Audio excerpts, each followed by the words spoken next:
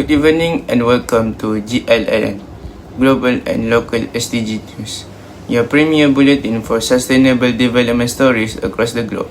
I'm your lead studio anchor, Shahril.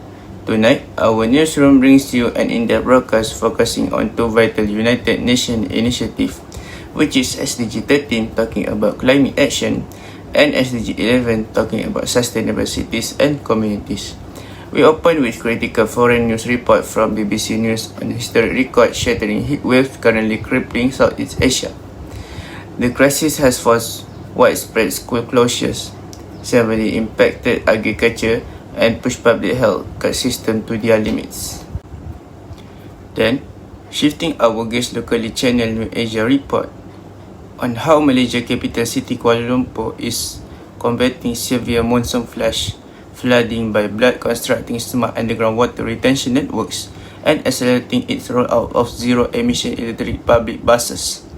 We now cross over to our senior international correspondent Vicky for our first complete report on the regional climate crisis. Vicky, over to you. Thank you, Shahril. I am reporting on the unprecedented climate emergency unfolding across Southeast Asia. According to verified reports from BBC News, nations across our regions are facing record thermal anomalies, with heat index surging above normal tropical thresholds. The immediate societal impacts have been severe in countries like Philippines, Vietnam and Cambodia. Education ministries have taken the drastic steps of suspending in-person classes of millions of students due to dangerous exhaustion risk in non-air conditioned school. At the same time, national power grids are struggling under immense pressure as urban populations run air conditioning units continuously. This has triggered localized blackout and heightened public health warnings, vulnerable demographics. This crisis clearly demonstrates that severe climate change is no longer a future threat, but an unfolding reality that directly endangers public health, education, and social infrastructure. Under SDG 30, it is climate action. For a deeper look into the environmental and scientific drivers behind the heat wave, I hand the floor over to our senior environmental analyst, Aina. Thank you, Vicky. Building on those alarming on-ground reports, climate scientists interviewed by BBC News emphasized that human-induced global warming combined with seasonal atmospheric cycles like El Nino has made extreme thermal events far more frequent and severe. Beyond immediate discomfort, the economic and agricultural ramifications are staggering. Prolonged dry spells and high evaporative rates have depleted water reservoirs, severely parching rice paddies and agricultural zones across Southeast Asia. This agricultural strain threatens food security, drives up commodity price and severely hurts the livelihood of rural farming communities. Furthermore, marine ecosystems are suffering as rising sea temperature triggered widespread coral bleaching. The key takeaway from the investigation are unequivocal.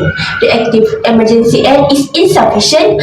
Government must immediately enact binding policy intervention, accelerate carbon reduction target, and invest in long-term climate resilience as envisioned by SDG 13. Thank you. Thank you, Vicky and Aina, for that comprehensive analysis. As global climate instabilities intensify environmental risks, urban centers must transform how they protect their citizens. This transitions us directly into SDG 11, which is Sustainable Cities and Communities. We turn to our local urban affairs team Surya and Haris, who are reporting currently on Kuala Lumpur's smart flood mitigation and transit electrification as covered by Channel New Asia. Surya, the spotlight is yours. Thank you, Shahril. I'm Surya Urban Murugan. I am reporting on location in Kuala Lumpur a city actively fighting the severe impacts of urban flash flooding. As highlighted in a recent feature by National News Asia, sudden monsoon downpours frequently overwhelm traditional drainage networks, inundating major expressways, causing millions in structural damages and disrupting daily commerce. In direct alignment with SDG 11, city authorities are taking aggressive action. Kuala Lumpur has embarked on massive infrastructure engineering projects, expanding subterranean storm weather retention reservoirs, and integrating automated floodgate systems. These smart retention units are designed to capture and temporarily hold millions of cubic meters of runoff during heavy downpours before safely discharging it into the river basins. This infrastructure overhaul is a primary example of how growing cities can engineer climate resilience, ensuring safer communities and preserving urban economic activity. To explain how this initiative pairs with urban transportation, here's Harris. Thanks, Surya. While underground retention system tackle floodwaters, what is happening above ground is equally transformative for SDG 11. According to Channel New Asia's report, public transport operator Prasarana has officially launched a major fleet modernization program. Malaysia is phasing out conventional diesel feeder buses in favor of over 1,000 fully electric zero-emission buses across the Klang Valley. These electric buses significantly lower urban carbon emissions, eliminate tailpipe pollutants in densely populated neighborhoods, and reduce urban noise pollution. Furthermore, transport hubs are being upgraded with smart flood sensor and real-time GPS tracking. This allows transit control rooms to automatically reroute electric buses around flooded routes during heavy storms, protecting commuters and maintaining reliable public service. By combining flood resilience with green transportation, Kuala Lumpur is serving as a model for sustainable urban development across Southeast Asia. Back to you in the studio, Sharil. Thank you Surya and Haris for that detailed field update.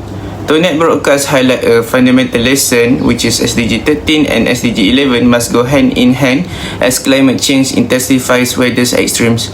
Cities must respond with proactive, sustainable infrastructure to safeguard both the environment and human life. That concludes our special report on GLNN, Global and Local SDG News. On behalf of our team, Vicky, Aina, Surya and Haris, I'm Shahril. Thank you for watching.